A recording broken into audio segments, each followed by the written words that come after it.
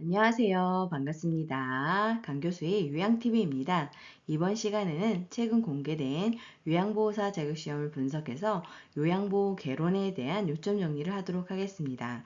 요양보호 개론은 요양보호 대상자 이해와 요양보호 관련 제도 및 서비스, 인권 및 직업 윤리로 구성이 되어 있습니다.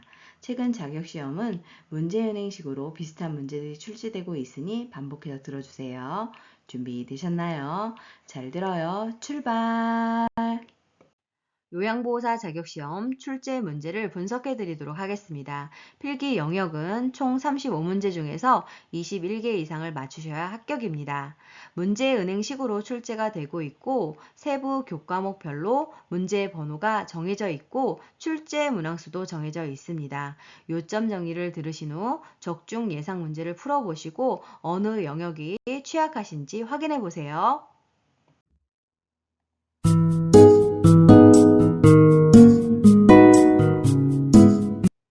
동영상을 빠르게 듣고 싶으신 분들은 화면을 눌러서 톱니바퀴 모양을 누른 후 재생속도 글씨를 눌러 1.25 또는 1.5 배속으로 조절해 주세요.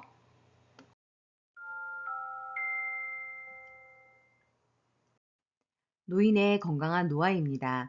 건강을 유지하기 위해서는 노인의 신체와 활동에 맞게 영양분을 섭취하고 만성질환 예방 및 관리를 위해서 적절한 운동을 실시해야 합니다. 그리고 노인 스스로 가족, 친구 등을 접촉해야 하고 적극적인 애정 표현과 의사소통을 하고 자원봉사, 여가활동 등 생산적 활동으로 자신감을 유지하는 것이 필요합니다. 다음은 노년기 특성입니다. 노년기의 특성을 설명해 놓고 이게 특성 중 어떤 것에 해당이 되는지 고르라고 하는 것들이 국가고시 문제 출제가 되고 있습니다. 첫 번째로 신체적 특성인데요. 세포가 노화가 이루어지게 됩니다. 뼈와 근육이 위축되어서 등이 굳고 키가 줄어들게 되고 피와 지방이 감소하면서 주름이 많아지게 되고 기초 대사율이 감소하게 됩니다. 면역 능력도 저하되는데요. 잠재하고 있던 질병이 나타나거나 질병이 발생할 경우 급격하게 악화되면서 죽음에 이를 수도 있게 됩니다. 또한 잔존 능력이 저하되는데요. 신체 조직이 잔존 능력이 저하되면서 적응력은 떨어지게 되고 일상생활에서 어려운 상황이 발생할 수 있습니다. 또한 회복 능력이 저하됩니다. 그래서 만성질환을 갖고 있는 노인은 다른 합병증이 쉽게 올 수 있어서 사소한 원인으로도 중증에 이를 수 있습니다. 또한 비가역적 진행이 이루어지게 되는데 이것은 인간의 노력으로 노화의 진행을 막을 수 없는 것을 의미합니다. 노년기의 심리적 특성은 국시에 많이 출제가 되었는데요. 우울증 경향이 증가하게 됩니다. 그로 인해 불면증, 식욕부진, 체중 감소가 같은 신체적인 증상을 호소하게 되고 기억력도 떨어지게 되고 흥미, 의욕을 상실하게 됩니다. 내향성이 증가하게 되는데요. 사회적 활동이 감소하게 되면서 타인과 만나는 것을 기피할 뿐만 아니라 내향적 성격이 되어갑니다. 그리고 조심성이 증가하게 되면서 대답을 할지 망설이거나 하지 못하고 때로는 중립을 지키게 되고 결단이나 행동이 느려지고 매사에 신중해지게 됩니다. 또한 경직성이 증가하게 되는데요. 그래서 노인은 자신에게 익숙한 습관적인 태도나 방법을 고수하게 되고 매사에 융통성이 없어지고 새로운 변화를 싫어하게 되고 도전적인 일을 꺼리게 됩니다. 생에 대한 회고의 경향이 있게 되면서 지난 생에 대한 회상을 통해 응어리졌던 감정을 해소하게 되고 실패와 좌절에 담담해지면서 자아 통합이 가능해지게 되고 죽음을 평온한 마음으로 맞이할 수 있게 해줍니다. 이처럼 각 노인의 특성을 설명하고 이게 어떤 특성인지 고르라고 하는 것이 국가고시 문제 출제가 되고 있습니다. 그 밖에도 친근한 사물에 대한 애착심이 있게 되면서 오랫동안 사용했던 물건을 애착하게 되고 그 애착은 마음의 안락을 찾는 데 도움을 주게 됩니다. 뿐만 아니라 유산을 남기려는 경향이 있게 되는데 그것을 통해서 다녀갔다는 흔적을 후세에 남기고 싶어 하고 가치 있는 삶을 살았다고 인정받고자 하는 욕구가 있게 됩니다. 그리고 노인은 의존성이 증가하게 되는데요. 신체적 기능이 저하되면서 신체적 의존뿐만 아니라 역할 상실을 통해서 경제적 의존도 하게 되고 중요한 사람을 상실하게 되면서 사회적, 심리적, 정서적으로도 다른 사람에게 더 의존하게 됩니다. 다음은 사회적 특성입니다. 역할을 상실하게 되는데요. 은퇴를 통해서 사회적 역할을 상실할 뿐만 아니라 가정 내에서도 가장, 어머니로서의 역할을 잃게 되면서 심리적으로 위축하게 됩니다. 또한 유대감의 상실 및 사회적 관계의 위축이 오게 되는데요. 직장을 퇴직하게 되면서 사회적 관계가 줄어들게 되고 친척이나 친구 관계도 소원해지고 유대감도 줄어들거나 없어지게 됩니다. 다음으로는 가족 관계 변화와 노인 부양에 대해서 알아보도록 하겠습니다. 노인 거주의 형태가 현대 사회에서 바뀌고 있는데요. 바로 확대 가족에서 핵가족으로 변화되고 있습니다. 핵가족이라고 하는 것은 부모, 자녀, 세대로 이루어진 세대를 말하는 것이고 전반적으로 기혼 자녀와의 동거는 줄어들고 있고 혼자 살거나 노부부만 사는 세대가 늘어나고 있는데 이러한 세대를 노인가족이라고 합니다. 다음은 부모 자녀 관계입니다. 이 부분은 설명하고 이게 어떤 것에 해당되는지 고르라고 하는 문제가 출제가 되고 있는데요. 빈둥지 증후군은 자녀가 독립하여 집을 떠난 뒤에 부모가 경험하게 되는 슬픔, 외로움과 상실감을 의미합니다. 그리고 수정 확대 가족은 결혼한 자녀가 노인 부모와 근거리에 살면서 자녀의 보살핌을 받는 가족의 형태입니다. 그럼으로써 부모와 따로 살지만 상호작용은 자주 할 수 있고 사생활을 지킬 수 있다는 장점이 있습니다. 이번에는 노인 부양 문제와 해결 방안에 대해서 알아보도록 하겠습니다. 노인 부양 해결 방안은 첫 번째로 사회와 가족의 협력이 필요한데요. 그래서 공적, 사적 부양이 모두 필요한 걸 볼 수 있습니다. 사적 부양이라고 하는 것은 노인 본인이나 가족이 보살피는 부양이고 공적 부양은 노인 복지 서비스나 장기요양 보험 서비스 등 국가나 사회가 노인의 생활을 지원하는 것을 의미합니다. 두 번째로는 세대 간의 갈등 조절이 필요한데요. 현재 젊은 세대가 부모 세대에 대한 존경과 감사로 사회적 부양에 대한 긍정적인 인식을 가질 필요가 있고, 그래서 국민연금, 노인장기요양보험 제도를 통해서 세대 간의 위험의 분산이라든가 소득 재분배가 효과가 있습니다. 그렇지만 노인의 개인적 대처도 필요한데요. 그래서 1차적으로는 노년의 삶을 스스로 책임질 수 있는 노력과 준비가 필요합니다. 그래서 경제적으로는 사회보험과 개인보험을 준비할 필요가 있고 사회적으로는 재교육 프로그램을 통해서 변화되는 삶에 대비할 필요가 있습니다. 뿐만 아니라 노인 복지 정책 강화가 필요한데요. 국민연금, 기초연금, 노인 장기요양보험 제도 강화가 필요합니다. 그리고 다양한 복지 서비스를 누릴 수 있도록 노후 생활 지원이 필요하겠습니다. 네 번째로 재가복지 시설에 대해서 알아보도록 하겠습니다. 이 부분은 지금 PPT에 보시듯이 국가고시에 다수 출제가 되었던 부분이니 중요하니 잘 알아두세요. 첫 번째로 방문 요양입니다. 방문 요양의 설치 목적은 가정에서 일상생활을 영위하면서 신체적, 정신적 장애로 어려움을 겪고 있는 노인에게 각종 편의를 제공해서 지역사회 안에서 건전하고 안정된 노후를 영위하도록 하는 서비스에 해당되겠습니다. 방문 목욕은 설치 목적이 목욕 장비를 갖추고 재가 노인, 즉 집에서 생활을 하시는 분들에게 방문을 통해서 목욕을 제공하는 서비스에 해당이 되겠습니다. 세 번째로 주 야간 보호인데요. 설치 목적을 살펴보면 부득이한 사유로 가족의 보호를 받을 수 없는 심신이 허약한 노인과 장애 노인을 주간 또는 야간 동안 보호시설에 입소시켜서 각종 편의를 제공하고 이들의 생활 안정과 심신 기능의 유지, 향상을 도모하고 그 가족의 신체적, 정신적 부담을 덜어주기 위한 서비스에 해당되겠습니다. 네 번째로는 단기보호입니다. 단기보호는 부득이한 사유로 가족의 보호를 받을 수 없을 때 일시적으로 보호가 필요한 심신이 허약한 노인과 장애 노인을 보호시설에 단기간 입소시켜 보호함으로써 노인 및 노인 가정의 복지를 증진하기 위한 서비스입니다. 주 야간 보호와 단기 보호의 차이는 단기 보호는 일정 기간 여러 날을 입소시켜서 보호하는 것이고 주 야간 보호는 하루 중 일정 시간을 입소시켜서 편의를 제공하는 것이 차이라고 할 수 있겠습니다.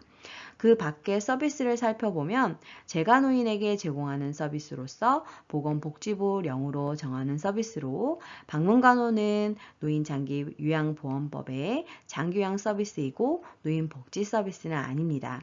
그 밖의 서비스는 향후 노인복지법 사업 확대를 위해서 설정해 놓은 조항으로서 현재 그 밖의 서비스에 해당이 되는 것은 복지용구 급여만 포함이 되고 있고 이 부분 또한 국가고시에 출제가 되었으니 중요하니 잘 알아두세요. 다음은 노인장기요양보험 제도입니다. 목적을 살펴보면 고령이나 노인성 질병, 즉 치매, 뇌졸중, 파킨슨 질병 등의 사유로 일상생활을 혼자서 수행하기 어려운 노인 등에게 신체활동 또는 가사활동 지원 등의 장기요양급여를 제공해서 노의 건강 증진 및 생활 안정을 도모하고 그 가족의 부담을 덜어줌으로써 국민의 삶의 질을 향상을 하는 것이 제도의 목적인데요. 자, 그러면 장기요양급여 대상자는 어떤 사람이 되는 것일까요? 바로 65세 이상인 자 또는 65세 미만이지만 노인성 질병을 가진 자로 거동이 불편하거나 치매 등으로 인지가 저하되어 6개월 이상의 기간 동안 혼자서 일상생활을 수행하기 어려운 사람이 급여 대상자가 될 수 있습니다. 노인장기요양보험급여 대상자 여부를 구별하는 것이 요양보호사 자격시험에 다수 출제가 되고 있는데요. 그 차이가 어떤 것인지 한번 알아볼까요?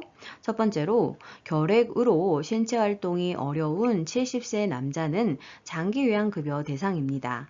그 이유는 결핵은 노인성 질병은 아니지만 신체활동이 어려운 65세 이상을 넘긴 70세 남자이기 때문입니다. 두 번째로 살펴보면 결핵으로 신체활동이 어려운 60세 남자는 장기요양급여 대상이 아닙니다. 그 이유는 노인성 질병이 아닌 결핵을 앓고 있는 데다가 나이가 60세 미만이기 때문입니다.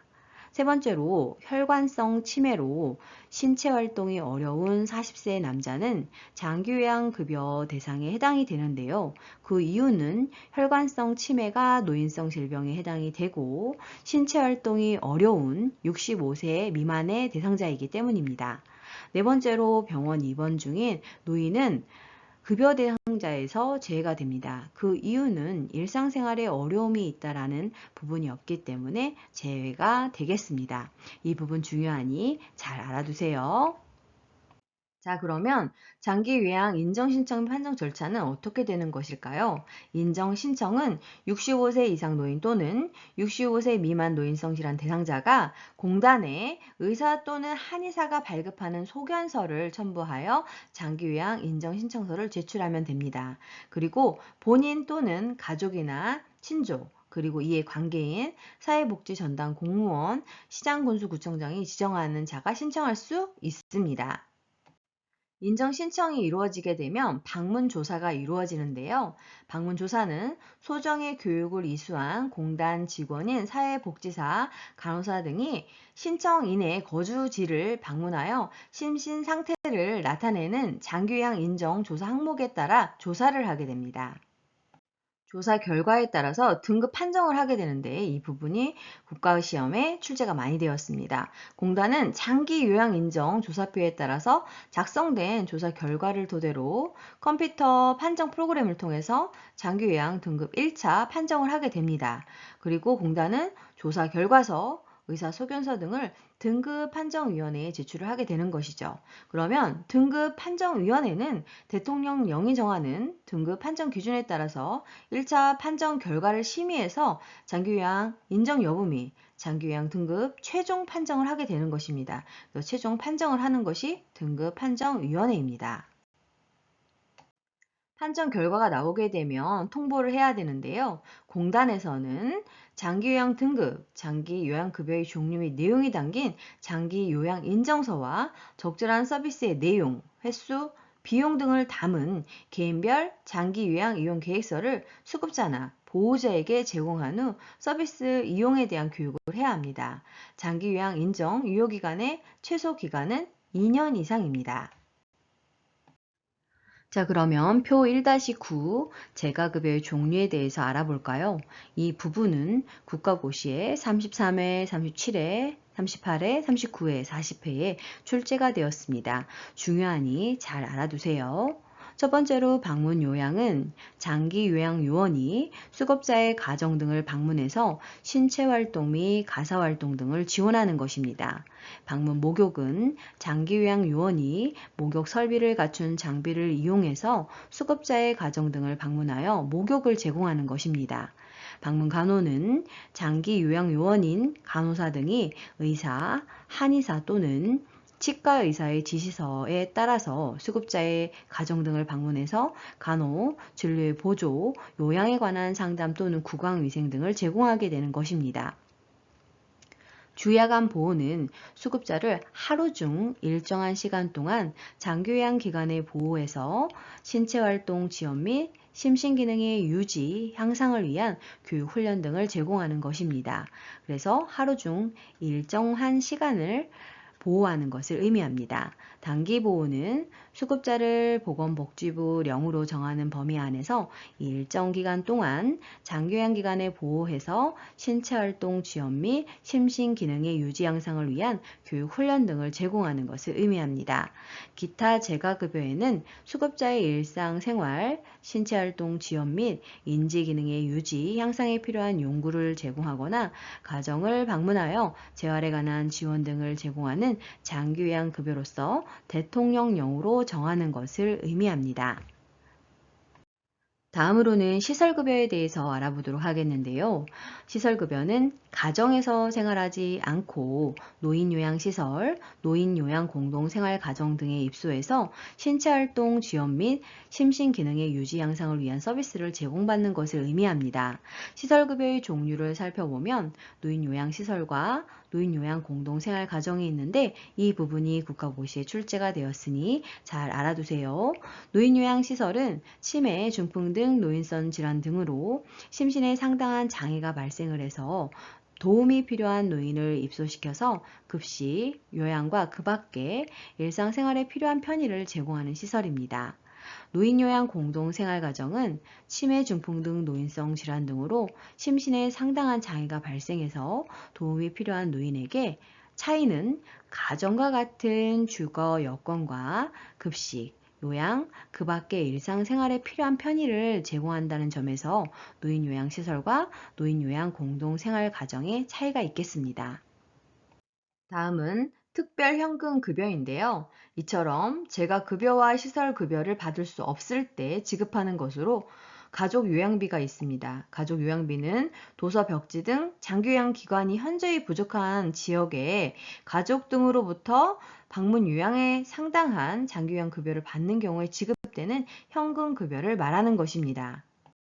자, 그러면 장기 요양 기관의 비용 청구 및 지급은 어떻게 해야 하는 것일까요? 장기 요양 기관은 수급자에게 재가급여 또는 시설급여를 제공한 경우 공단에 장기 요양급여 비용을 청구해야 합니다. 그러면 공단은 장기 요양 기관으로부터 재가급여 비용 또는 시설급여 비용을 청구받은 경우에 이를 심사해서 장기 요양에 사용된 공단 부담금을 당월, 즉 매월 장기요양기관에 지급을 해야 합니다. 노인장기 요양보험제도가 운영되기 위해서는 재원 조달이 필요한데요. 보험료, 국가 지원, 본인 일부 부담으로 구성이 됩니다. 보험료를 살펴보면 건강보험료를 내는 사람은 장기요양보험료를 내야 하고 장기요양보험료는 건강보험료액에 장기요양보험료율을 곱해서 산정을 하게 되는 것입니다. 그리고 공단은 장기요양보험료와 건강보험료를 통합징수, 그러니까 한꺼번에 받게 되는데요. 징수 후에는 장기요양보험료와 건강보험료를 각각 독립회계로 관리하게 됩니다. 받을 때는 한 번에 받지만 나눠서 따로따로 관리하는 것입니다. 국가 지원은 보험료 예상 수입액의 20%를 국고에서 부담하게 되고 국가와 지방자치단체는 의료급여 수급권자의 장기요양급여 비용, 의사소견서 발급 비용, 방문간호 지시서 발급 비용 중 공단이 부담하여야 할 비용 및 관리 운영비의 전액을 부담하게 됩니다. 자, 그러면 본인 일부 부담금은 얼마나 될까요? 이 부분이 자주 출제가 되었습니다. 급여 대상자가 시설급여를 이용하면 20%를, 재가급여를 이용하면 15%를 본인 부담을 해야 하고 저소득층, 의료급여 수급권자 등은 법정 본인 부담금의 40에서 60%를 경감하여 주게 되어 있습니다. 그리고 국민기초생활수급권자는 본인 부담금이 없습니다. 단, 비급여 항목은 전액을 본인이 부담해야 합니다. 자, 그러면 장기요양 서비스 이용 지원의 절차는 어떻게 되는 것일까요?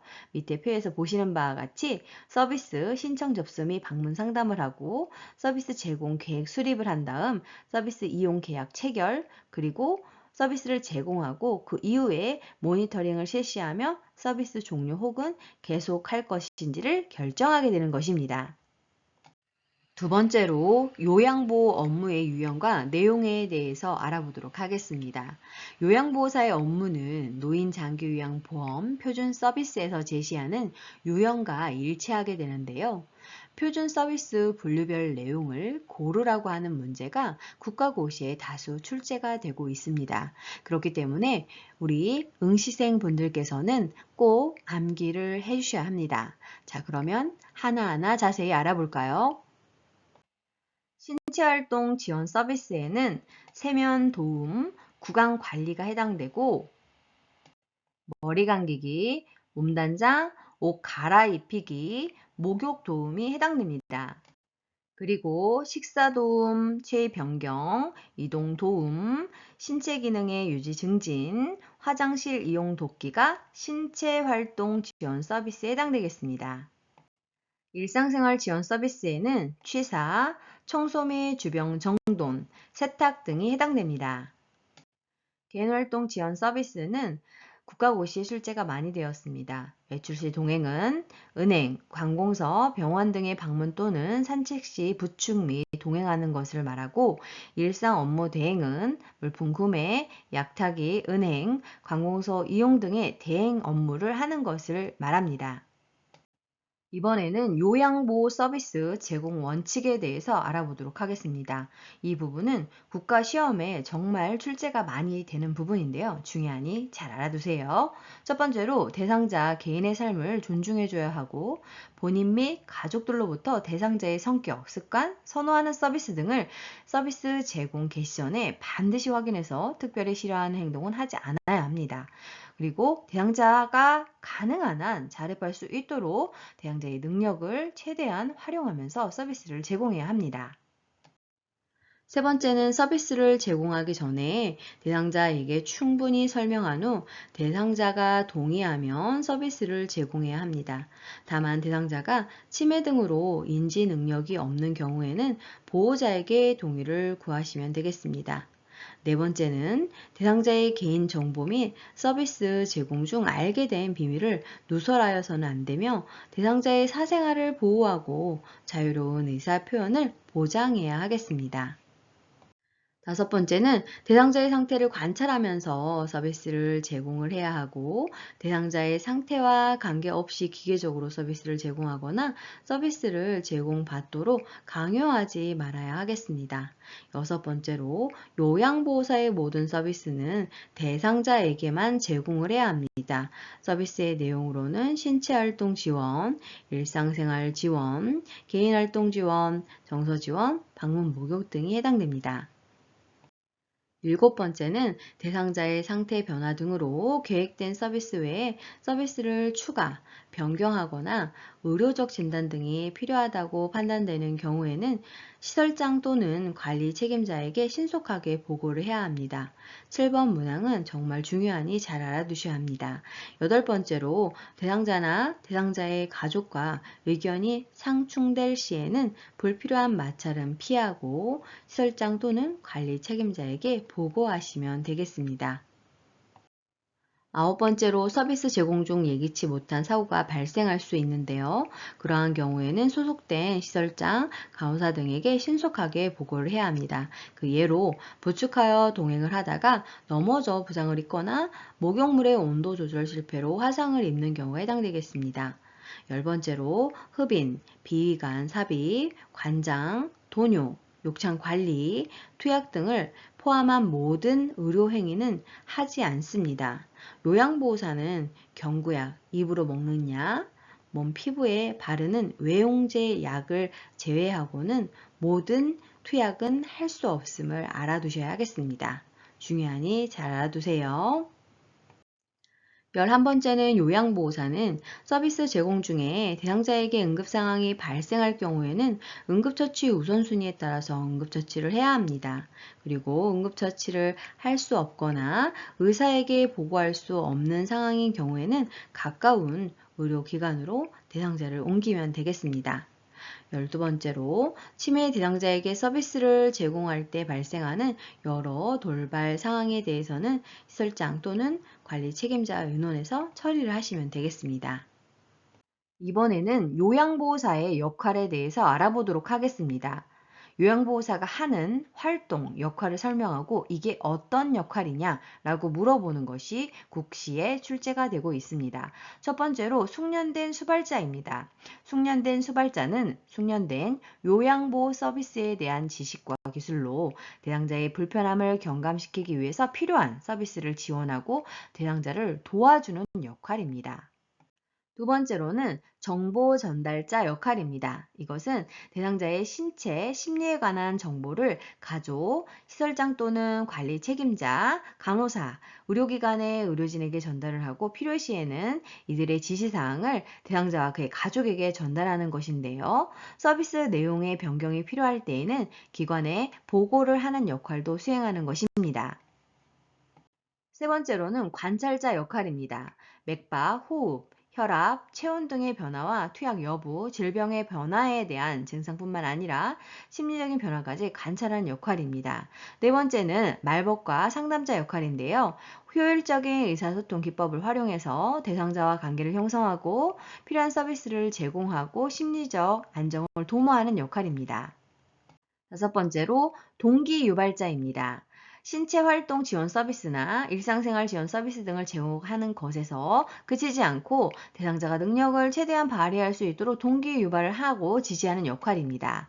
여섯 번째는 옹호자입니다. 가정이나 시설, 지역사회에서 학대를 당하거나 소외되고 차별받는 대상자를 위해서 대상자의 입장에서 편들어주고 지켜주는 역할입니다. 자, 그럼 생활 단계에서의 권리에 대해서 알아볼까요? 이 부분은 국가고시 출제가 많이 되었네요. 첫 번째로 개별화된 서비스를 제공받고 선택할 권리입니다. 이것은 무엇이냐면 노인의 욕구를 파악하고 그 내용을 기반으로 해서 돌봄의 생활 지원 계획을 수립하는 것으로 노인이 서비스 변경을 요청하면 그 의사를 반영하는 것입니다. 그리고 모든 서비스의 내용이 사전에 설명이 되어야 하고 강요나 강압이 아닌 자유 선택에 의해서 진행이 되어야 하는 것을 말합니다. 그런데 요구가 반영되지 않거나 서비스 제공이 늦어질 때에는 노인이 이해할 수 있도록 설명을 해야 하고 동의를 구해야 합니다. 그리고 생활실 내에 노인 개인 물품을 설치하거나 이용하는 것을 허용해야 합니다. 뿐만 아니라 머리 모양, 의복 등 개인 생활 방식을 선택하거나 결정할 수 있는 권리가 보장되어야 하고 올바른 선택을 할 수 있도록 적절한 지원을 해주며 부적절하거나 실현 가능성이 없는 개발화된 서비스를 요구할 때에는 노인의 이익에 가장 부합한 정보를 제공함으로써 선택할 수 있도록 도와야 하겠습니다. 두 번째로는 안락하고 안전한 생활 환경을 제공받을 권리인데요. 휠체어 등 보조기구 이용 공간을 확보한다거나 미끄럼 방지, 문턱 제거, 안전바 설치 등 저하된 신체 기능을 고려한 주거 환경을 제공받아야 하고 환기, 온도, 습도, 소음, 채광, 조명, 청소 상태 등을 철저히 점검해야 합니다. 그리고 목욕, 의복 등 노인의 위생 관리를 철저히 해야 하고 비상 상황에 대비한 비상 연락 장치, 비상벨 등을 필요한 장소에 설치해야 합니다. 네 번째로 존엄한 존재로 대우받을 권리입니다. 시설장과 종사자는 인권 교육을 이수해야 합니다. 그리고 가족은 면회나 전화 등을 통해서 노인과 관계를 지속적으로 유지할 수 있어야 하며 시설의 서비스나 운영에 관해서 적극 협조해야 합니다. 뿐만 아니라 노인의 권리 변화, 건강과 일상생활의 변화, 수발 및 의료적 처치 등의 변화가 있었을 때에는 그와 관련해서 충분히 이야기할 시간을 갖게 해야 하고 사전에 통보하고 의사결정 과정에 노인 또는 가족이 참여, 결정할 수 있도록 존중해야 합니다. 그리고 상호 존엄성을 인정하고 존중과 예의를 대하며 막말이나 부당한 요구를 하지 않는 윤리적 기준을 준수하는 것이 필요하겠습니다. 일곱 번째로 질 높은 서비스를 받을 권리입니다. 개인적인 선호와 건강 및 기능 상태에 따라서 다양한 영양 공급을 개별화된 식단으로 운영을 해야 하는데요. 그리고 종사자의 편의에 따라 식사 시간이 조정되지 않도록 해야 하고, 연화장애가 있는 노인의 경우에는 연화 곤란 식사 제공 방안에 따라서 적절한 음식물을 제공을 해야 합니다. 뿐만 아니라 노인의 잔존 능력을 유지하고 기력을 향상시키기 위한 노력을 기울여야 하고, 기저귀는 꼭 필요한 노인에게만 사용하게 해야 합니다. 그리고 필요한 서비스의 경우에는 건강권이 우선시 되도록 보호자와 상의하는 등 올바른 조치를 취해야 합니다. 다음으로는 노인 학대 유형에 대해서 알아보도록 하겠습니다. 노인 학대 유형을 설명하고 이게 어떤 유형에 해당되는지 고르는 문제가 다수 출제가 되고 있습니다. 중요하니 잘 알아두세요. 첫 번째로 신체적 학대입니다. 신체적 학대는 물리적인 힘이나 도구를 이용하여 노인에게 신체적 손상, 고통, 장애 등을 유발하는 행위입니다. 그래서 신체적 학대의 세부 내용을 살펴보면 노인을 폭행한다든가 제한된 공간에 가두고 노인의 거주지 출입을 통제한다든가, 신체를 강제로 억압하고 신체적 해를 가져올 위험성이 큰 행위로 협박하거나 위협하는 것 등이 해당됩니다. 그 밖에도 노인의 신체적 생존을 위협할 수 있는 행위로 가스 난방, 전기 수도, 그리고 식사 음료를 보관하는 물품, 그리고 치료에 필요한 약물을 단절시키는 것 등이 해당됩니다. 그 밖에도 약물을 사용해서 노인의 신체를 통제하거나 저해하는 행위, 노인이 원하지 않거나 수행하기 어려운 노동을 하게 하는 것 등에 해당됩니다. 다음은 정서적 학대입니다. 비난, 모욕, 위협, 협박 등 언어 및 비언어적 행위를 통해서 노인에게 정서적으로 고통을 주는 것으로, 세부 사항을 살펴보면 노인과의 접촉을 기피한다든가 노인의 사회관계 유지를 방해한다든가, 그래서 즉 친구나 친지들을 만나거나 연락하는 것을 방해하는 것 등에 해당됩니다. 그 밖에도 시설로 보낸다 또는 집에서 나가라 이런 협박을 하는 것 등에 해당되며, 노인과 관련된 결정 사항의 의사결정 과정에서 소외시키는 것으로 지방 경조사에 참여시키지 않는 것 등에 해당됩니다. 다음은 성적 학대입니다. 성적 학대는 성적 수치심 유발 행위, 성희롱, 성추행 등 노인의 의사에 반해서 강제적으로 행하는 모든 성적 행위를 말하게 되는데요. 세부 사항을 살펴보면 노인에게 성폭력을 행한다거나 노인에게 성적 수치심을 주는 표현이나 행동을 하는 것을 의미합니다. 다음은 경제적 학대입니다. 경제적 학대는 노인의 자산을 당사자의 동의 없이 사용하거나 부당하게 착취하여 이용하는 행위 및 노동에 대해 합당한 보상을 하지 않는 행위를 의미합니다. 세부적 사항을 살펴보면 노인의 소득 및 재산, 임금을 가로채거나 임의로 사용하는 것입니다. 그 밖에도 노인의 재산에 관한 법률적 권리를 침해하는 행위를 한다든가 노인의 재산 사용 또는 관리에 대한 결정을 통제하는 것입니다. 다음은 방임에 대해서 알아보겠습니다. 방임은 부양 의무자로서의 책임이나 의무를 의도적 혹은 비의도적으로 거부하거나 불이행하거나 포기하여 노인에게 의식주 및 의료를 적절하게 제공하지 않는 것으로, 거동이 불편한 노인의 의식주 등 일상생활 관련 보호를 제공하지 않는 것입니다. 그리고 경제적 능력이 없는 노인의 생존을 위한 경제적인 보호를 제공하지 않는다거나 의료 관련 욕구가 있는 노인에게 의료적 보호를 제공하지 않는 것이 방임에 해당되겠습니다. 노인학대 유형에는 자기 방임도 있는데요. 이것은 노인 스스로가 의식주 제공 및 의료 처치 등의 최소한의 자기 보호 관련 행위를 의도적으로 포기하거나 비의도적으로 관리하지 않아서 심신이 위험한 상황 또는 사망에 이르게 되는 경우를 말합니다. 다음은 유기입니다. 스스로 독립할 수 없는 노인을 격리하거나 방치하는 행위로 낯선 장소에 버린다거나 배회하는 상태에서 발견된 노인에 대해서 부양 의무자가 부양 의무 이행을 거부하는 것입니다. 자, 그럼 노인학대 예방을 위한 법적, 제도적 장치는 어떤 것들이 있을까요? 그 근거를 살펴보면 누구든지 노인학대를 알게 된 때에는 노인보호 전문기관 또는 수사기관에 신고를 해야 합니다. 요양보호사가 직무상 노인학대를 알게 된 때에는 즉시 노인보호 전문기관 또는 수사기관에 신고할 것을 의무화하고 있고 신고하지 않으면 500만 원 이하의 과태료를 물게 됩니다. 표 1-26의 노인학대 예방을 위한 유관기관에 대해서 알아보도록 하겠습니다. 이 부분은 38회, 39, 40회 국가고시에 출제가 되었는데요. 보건복지부에서는 노인보호 업무와 관련된 법, 제도적 정책을 정립하고 노인복지시설에 대한 행정, 재정적 지원을 담당하게 됩니다. 시도는 시설의 확인, 업무 지도 및 감독을 하게 되고 노인복지법 제39조 5 제2항에 따라 보호조치를 의뢰받은 학대 피해 노인에 대한 확인, 행정적인 조치 등을 담당하게 됩니다. 시군구는 학대 피해 노인 및 보호자 또는 학대 행위자의 신분 조회 요청 등에 대한 협조, 필요시 관계 공무원 또는 노인복지 상담원으로 하여금 노인복지시설과 노인 또는 관계인에 대한 조사, 노인인권보호 및 학대 예방 관련 위원회 설치 운영 등을 담당하게 됩니다. 가장 시험 문제가 많이 나오는 노인 보호 전문기관은 노인 학대 사례의 신고 접수, 신고된 시설 학대 사례의 확인을 개입하고 시설의 학대 사례 판정에 대한 자문, 학대 사례에 대한 사례 관리 절차 지원 등을 담당하게 됩니다.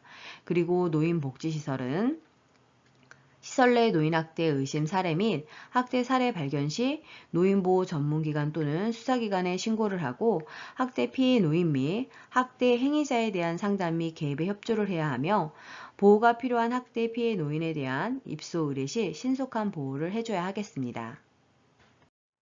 사법경찰은 노인학대 신고 사례에 대한 현장 조사와 노인학대 행위자의 형사 재판을 요하는 사례에 대한 수사를 전담하고 응급조치를 요하는 노인학대 사례를 일시 보호시설 또는 의료기관에 의뢰해야 합니다. 그리고 의료기관은 다분야의 보건의료 전문가로 구성된 학대 노인 보호팀을 구성하고 운영하며 의뢰받은 피해 학대 노인에게 종합적인 의료 서비스를 제공해야 합니다. 그리고 노인학대 판정을 위한 의학적 진단, 소견, 증언 등을 진술해야 하겠습니다. 그리고 법률기관은 피해 노인의 법률적 보호 및 학대 행위자에 대한 보호 처분을 포함한 판정, 후견인의 지정, 피해 노인을 가족과 격리하는 등의 업무를 담당하게 됩니다. 이번에는 요양보호사의 인권보호에 대해서 알아보도록 하겠습니다. 요양보호사의 인권에는 평등권이 있는데요. 평등권은 고용 형태, 연령, 성별, 학력, 출신 지역 및 종교 등에서 차별받지 않아야 하는 것을 말합니다. 그리고 두 번째로는 노동 관련 권리인데요. 휴식 및 여가를 누릴 권리가 보장되어야 하고 노동 시간의 합리적인 제한, 노동과 관련된 의견을 자유롭게 표현할 권리, 동등한 노동에 대한 동등한 보수의 보장, 공정하고 유리한 노동 조건을 확보받을 권리 보장이 필요합니다. 다음으로는 산업재해보상보험법에 대해서 알아보도록 하겠습니다. 산업재해는 유해 물질에 의한 직업병뿐만 아니라 반복 작업, 작업 자세, 작업의 힘든 정도, 교대 근무 등과 같은 작업 조건, 직무의 특성에 따른 스트레스 등 모든 유해 요인과 노동 과정에 의해 발생할 수 있는 신체적, 정신적 재해를 포함하는 개념입니다. 그래서 근로자의 업무상 재해를 신속하고 공정하게 보상해야 하고 근로자의 복지를 증진하기 위해 제정이 되었습니다. 산재 근로자 보호의 주요 내용을 살펴보면 산재로 요양 중에 퇴직하거나 사업장이 부도, 폐업하여 없어진 경우에도 재요양, 휴업급여, 장애급여 지급에는 지장받지 않습니다. 산재를 당했다는 이유로 해고할 수 없고 산재 요양으로 휴업하는 기간과 치료를 종결한 후 30일간은 해고하지 못하도록 되어 있습니다. 요양이 끝난 30일 이후에 해고할 경우 해고 및 정리해고의 요건을 충족해야 합니다. 보험급여는 조세 및 기타 공과금 부과가 면제되어 세금을 떼지 않고 보험급여를 받을 권리는 급여 내용에 따라서 3년 혹은 5년간 유효하며 퇴직 여부와 상관없이 받을 수 있습니다. 또한 보험급여는 양도 또는 압류할 수 없어 채권자가 건드릴 수 없습니다. 다음으로는 성희롱 행위에 대해서 알아보도록 하겠습니다. 이 부분은 국가시험에 정말로 출제가 많이 되었습니다. 중요하니 잘 알아두세요. 성희롱의 종류에는 언어적 성희롱, 육체적 성희롱, 시각적 성희롱이 있게 되는데요. 언어적 성희롱에는 음란적 농담이나 음탕하고 상스러운 이야기, 외모에 대한 성적 비호나 평가, 성적 관계를 강요하거나 회유하는 행위, 성적 사실관계를 물어본다든가, 성적인 정보를 의도적으로 유포한다든가, 음란한 내용의 전화 통화, 회식 자리에서 옆에 앉아 술을 따르라고 말하는 것 등에 해당됩니다. 육체적 행위는 입맞춤, 포옹, 뒤에서 껴안기 등의 신체 접촉, 가슴, 엉덩이 등 특정 신체 부위를 만지는 행위, 안마와 애무를 하거나 신체 일부를 밀착하거나 잡아당기는 것입니다. 시각적 행위는 음란한 사진, 그림, 낙서, 음란, 출판물 등을 게시하거나 보여주는 행위이고 직접 또는 팩스, 컴퓨터 등을 통해서 음란한 편지, 사진, 그림을 보내는 행위, 성과 관련된 자신의 특정 신체 부위를 고의적으로 노출하거나 만지는 행위입니다. 그리고 기타 사회 통념상 성적 굴욕감을 유발하는 것으로 인정되는 언어나 행동도 포함되겠습니다. 자, 그러면 요양보호사의 대처는 어떤 것들이 있을까요? 이 부분도 시험 문제가 출제가 많이 되고 있는데요. 감정적인 대응은 삼가고 단호히 거부 의사를 표현하는 것이 가장 우선적으로 해야 될 행동입니다. 그리고 모든 피해 사실에 대해서 기관의 담당자에게 보고하고 기관에서 적절한 조치를 취하게 해야 합니다. 그리고 심리적 치유 상담 및 법적 대응이 필요하다고 판단될 경우에는 외부 전문기관에서 상담과 도움을 받아야 합니다. 외부 전문기관으로는 성폭력 상담소, 여성노동상담소 등이 있습니다. 그리고 평소 성폭력에 대한 충분한 예비 지식과 대처 방법을 숙지하는 것이 필요합니다. 이번에는 요양보호사의 직업 윤리에 대해서 알아보도록 하겠습니다. 필기 영역에서 요양보호사의 직업 윤리 부분이 두 번째로 시험 문제가 제일 많이 출제가 되고 있는데요. 바로 10문제가 출제가 되고 있습니다. 자, 그러면 직업 윤리의 원칙에 대해서 알아볼까요? 요양보호사는 인종, 연령, 성별, 성격, 종교, 경제적 지위, 정치적 신념, 신체, 정신적 장애, 기타 개인적 선호 등을 이유로 대상자를 차별 대우하지 않아야 합니다. 그리고 인도주의 정신 및 봉사 정신을 바탕으로 대상자의 인권을 옹호하고 대상자의 자기결정을 최대한 존중해야 합니다. 그리고 지시에 따라 업무와 보조를 성실히 수행하고 업무의 경과와 결과를 시설장 및 관리 책임자에게 보고해야 합니다. 또한 요양보호사는 효율적이고 안전하게 업무를 수행하기 위해 지속적으로 지식과 기술을 습득해야 하고 업무 수행에 방해가 되지 않도록 건강관리, 복장 및 외모관리 등을 포함해서 자기관리를 철저히 해야 합니다. 그리고 업무 수행 시에는 항상 친절한 태도로 예의 바르게 행동해야 합니다. 뿐만 아니라 대상자의 사생활을 존중하고 업무상 알게 된 개인정보를 비밀로 유지해야 하며 업무와 관련하여 대상자의 가족, 의사, 간호사, 사회복지사 등과 적극적으로 협력해야 합니다. 그리고 대상자가 의사소통이 어렵고 협조를 안 한다는 등의 이유로 언어적, 신체적, 정서적 학대를 해서는 안 됩니다. 학대를 발견하면 반드시 신고해야 합니다. 뿐만 아니라 대상자로부터 서비스에 대한 물질적 보상, 돈, 선물을 받지 않아야 하며 대상자에게 일방적으로 도움을 제공하는 수직적인 관계가 아닌 함께하는 상호 대등한 관계임을 인식해야 합니다. 자, 그러면 요양보호사의 윤리적 태도에는 어떤 것들이 있을까요? 이 부분도 정말 중요합니다. 요양보호사는 신체적, 정신적으로 허약하고 도움이 필요한 대상자를 하나의 인격체로 존중을 해야 하는데요. 그래서 대상자의 권리를 이해하고 서비스 제공 시에는 대상자의 권리를 지키고 증진하려고 노력해야 합니다. 대상자의 종교를 존중하고 요양보호사 자신의 종교를 선교의 목적으로 강요해서는 안 되며 요양보호사의 판단만으로 서비스를 제공하지 말고 반드시 대상자에게 의견을 물은 후 시행해야 합니다. 그리고 요양보호사로 종사하게 된 동기를 점검하고 겸손한 태도를 유지하는 것이 필요한데요. 요양보호사의 업무는 대상자의 배설 요양에서부터 건강 관찰까지 다양한 업무를 수행하기 때문에 쉽게 지치고 힘들 수 있습니다. 그렇지만 항상 초심을 잊지 않고 요양보호사 자신을 점검할 필요가 있습니다. 그리고 요양보호사의 업무는 대상자의 건강과 일상생활에 직접적인 영향을 미치는 중요한 업무이기 때문에 요양보호사는 성실하고 침착한 태도로 책임감을 갖고 업무 활동을 해야 합니다. 그래서 매사에 약속을 지키고 책임 있는 언행을 해야 하고 자신의 활동이 모든 요양보호사를 대표한다고 생각해야 합니다.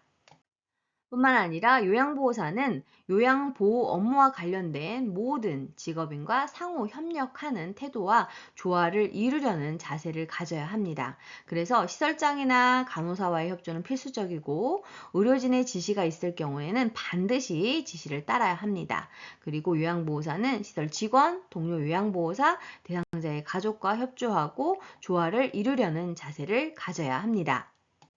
또한 요양보호사는 요양보호 업무 수행에 필요한 교육 훈련 프로그램에 적극적으로 참여하는 등 지속적으로 학습하고 자신을 개발해야 합니다. 그리고 요양보호사는 대상자에게 호감을 주고 상호 신뢰감을 형성하기 위해서 친절하고 예의 바른 태도, 바른 몸가짐과 언어, 생활을 하려고 노력을 해야 하고, 그래서 대상자와 약속한 내용, 방문 시간 등을 반드시 지키며 사정이 있어 늦거나 방문일을 변경해야 할 경우에는 반드시 사전에 연락해서 양해를 구해야 합니다. 자, 그러면 요양보호사가 대상자를 방문했는데 대상자가 없으면 어떻게 해야 할까요? 이 부분이 시험 문제로 출제가 되고 있는데요. 방에 들어가지 말고 다음 방문일을 적어 메모를 남겨둬야 합니다. 그리고 대상자 앞에서는 필요하거나 나태한 모습을 보이지 않아야 하고 대상자에게 유아어, 명령어, 반말 등을 사용하지 않아야 합니다. 대상자와 자신의 시선을 맞추고 내려다보지 않아야 하며 신체 접촉 등은 상황에 맞게 하고 너무 과장되지 않게 해야 합니다. 대상자와 개인적으로 별도의 서비스 계약을 하거나 타 기관에 의뢰하여서는 안 됩니다. 자, 그러면 요양보호사가 하지 않아야 하는 행위에는 어떤 것들이 있을까요? 대상자, 가족, 타 직원에 대한 언어적, 신체적 폭력을 하지 않아야 합니다. 많은 업무를 비효율적으로 수행한다든가 무능력하고 태만하지 않아야 합니다. 그리고 대상자, 가족, 다른 직원의 재산을 고의적으로 파괴하거나 훔치는 행위를 하지 않아야 하며 감독자에 대한 불복종이나 반항, 비도덕적이고 정직하지 못한 행위는 금해야 합니다.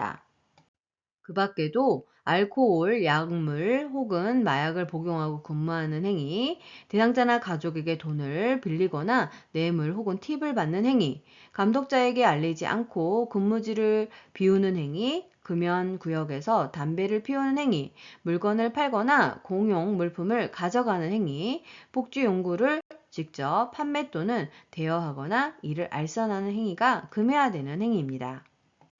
그리고 장기요양 서비스 제공에 따른 본인 부담금을 할인하거나 추가로 부담하게 하는 행위, 대상자의 기록 또는 직무 기록을 고의로 위조 변조하여 기록하는 행위, 대상자를 존중하지 않고 대상자가 존엄을 지키고자 하는 권리를 침해하는 행위를 하지 않아야 합니다. 또한 대상자의 기록, 정보 등에 대한 비밀이나 대상자의 사적 생활을 내부로 발설하는 행위, 타인의 근무를 대신하거나 자신의 근무를 대신해달라고 요구하는 행위, 할당된 장소에서의 근무를 거부하는 행위, 등급 판정 또는 장기요양 인정 신청을 유도하는 행위를 하지 않아야 합니다. 자, 그럼 이어서 그 밖의 요양보호사의 윤리적 태도를 살펴보면 요양보호사는 서비스 제공 시 일어날 수 있는 사고를 예방하여야 하고 사고 발생 시에는 즉시 시설장 또는 관리 책임자에게 보고를 해야 합니다. 전문가의 진단이 필요한 사항은 요양보호사가 판단, 조언하지 말아야 하며 시설장 또는 관리 책임자에게 보고하고 전문가와 상담할 수 있도록 연계해야 합니다. 요양보호사는 법적인 소송에 휘말리지 않기 위해서 다음과 같은 사항을 준수해야 합니다. 첫 번째로 대상자의 권리를 보호해야 하고 요양보호 서비스 제공 시 정해진 원칙과 절차에 따라야 합니다. 제공된 요양보호 서비스 내용을 즉시 정확히 기록해야 하고 대상자의 상태의 변화를 세심하게 관찰하며 이를 정확히 기록해야 합니다. 뿐만 아니라 제공해야 할 서비스 내용 및 방법이 확실하지 않을 때에는 시설장에게 도움을 청해야 하고 누군가에 의해 대상자가 학대를 받는다고 의심되는 경우에는 보고하거나 신고해야 합니다. 다음은 요양보호사의 근골격계 질환의 위험 요인에 대해서 알아보도록 하겠습니다. 근골격계 질환이 발생되는 상황을 보면 반복적으로 같은 동작을 한다든가 불편한 자세로 작업을 하는 경우, 무거운 물건을 들거나 이동하는 경우, 갑자기 무리한 힘을 주는 경우, 근무 시간 중 자주 대상자를 들어 옮겨야 하는 경우, 피곤하고 지친 상태에서 작업하는 경우입니다. 자, 그러면 궁골격계 질환 발생이 되는 환경은 어떤 경우일까요? 미끄럽거나 물기가 있는 바닥, 평평하지 않은 바닥, 매우 어지럽혀져 있거나 물체가 바닥에 많이 있는 작업장이나 통로, 정비 수리가 되지 않는 보행로 또는 고장난 장비, 적절하지 않은 계단 높이, 방 근무 시 어두운 조명입니다. 다음으로는 근골격계 질환의 관리법에 대해서 알아보도록 하겠습니다. 주로 손목 통증이 많이 발생을 하게 되는데요. 수근관 증후군은 손목 관절이 좁아지거나 내부 압력이 증가하여 신경이 자극되는 경우 손목에 통증을 발생하는 것입니다. 그래서 국가시험에 수근관 증후군을 설명하고 틀린 것을 골라라 이렇게 문제가 출제되고 있는데요. 이제 증상을 살펴보면 손바닥과 손가락이 저리는 등 이상 증상이 나타나고 감각 이상, 저림 감각, 통증, 근력 약화가 있습니다. 특히나 엄지손가락의 반쪽 부위와 둘째, 셋째, 넷째 손가락과 이와 연결된 손바닥 피부의 감각이 둔해지는 것이 특징이며 손목을 지나치게 손바닥 방향으로 힘을 줘 굽힐 때 악화되는 경향이 있습니다. 이번에는 요양보호사의 감염 예방에 대해서 알아보도록 하겠습니다. 일반적인 감염 예방을 위해서 요양보호사가 해야 할 일을 살펴보면 요양보호사가 감염된 경우 대상자에게도 전염될 수 있기 때문에 대상자와 접촉하지 않아야 합니다. 또한 대상자가 감염된 경우에는 요양보호사는 보호장구를 착용한 후 접촉해야 하겠습니다. 특히나 임신한 요양보호사는 풍진, 수두 등 선천성 기형을 유발할 수 있는 감염성 질환을 가진 대상자를 접촉하지 않아야 합니다. 세 번째로는 손을 자주 씻어야 되는데요. 6단계 손씻기 내용이 문제에 출제되기도 하였습니다. 손바닥과 손바닥을 마주대고 문질러주고 손등과 손바닥을 마주대고 문질러줍니다. 그리고 손바닥을 마주대고 손깍지를 끼고 문질러주고 두 손을 모아 손가락을 마주잡고 문질러줍니다. 그리고 엄지손가락을 다른 편 손바닥으로 돌려주면서 문질러주고 손톱 밑을 손가락 반대편 손바닥에 놓고 문지르면서 손톱 밑을 깨끗하게 닦아주면 되겠습니다. 그리고 네 번째로 개인위생을 철저히 하고 적절한 소독법을 시행해야 합니다. 다음으로는 질환별 감염 예방을 위한 관리법에 대해서 알아보도록 하겠습니다. 첫 번째로 결핵인데요. 결핵 관리법을 살펴보면 결핵 예방을 위해서 요양보호사는 술과 흡연은 금하고 충분한 영양 상태와 면역력을 유지하고 건강관리를 해야 합니다. 결핵에 걸린 대상자와 접촉을 했을 때에는 병원 또는 보건소를 방문해서 병원 감염에 대한 검사를 받아야 합니다.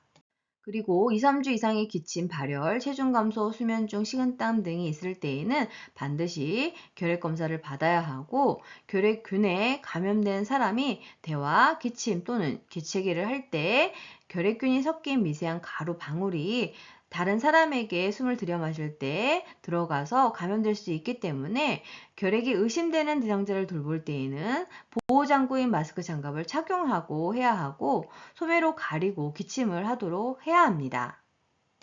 그리고 결핵은 호흡기를 통해서 감염되기 때문에 결핵에 걸린 대상자가 사용하는 물건은 같이 써도 괜찮고 특성상 햇빛에 약해서 직사광선을 쪼이면 수분 내에 죽습니다. 따라서 침구 등을 일광 소독하는 것이 좋습니다. 다음은 노로바이러스 장염에 대해서 알아보겠습니다. 발병 요인은 오염된 음식물을 섭취했을 때 주로 익히지 않은 굴 등 해산물을 섭취했을 때 문제가 되며 오염된 물로 세척된 과일 및 채소, 불충분하게 조리된 고기, 염소 소독되지 않은 물, 구토물에 의한 감염 등입니다. 증상은 구토, 메스꺼움, 오한, 복통, 설사, 근육통, 권태, 두통, 발열이 특징이고 관리 방법은 노로바이러스는 잘 전파되기 때문에 요양보호사가 감염된 경우 증상이 약하더라도 2, 3일간 요양보호 업무를 중단해야 합니다. 증상 회복 후에도 최소 2, 3일간 음식을 조리하지 않아야 하며 개인 위생을 철저히 하고 어패류 등은 반드시 익혀서 먹어야 합니다. 수고 많으셨습니다. 틀린 문제는 꼭 교재를 보시고 암기해 주세요. 좋아요와 구독 꾹 알람 설정 눌러주시면 새로운 강의 동영상을 바로 보실 수 있습니다. 감사합니다.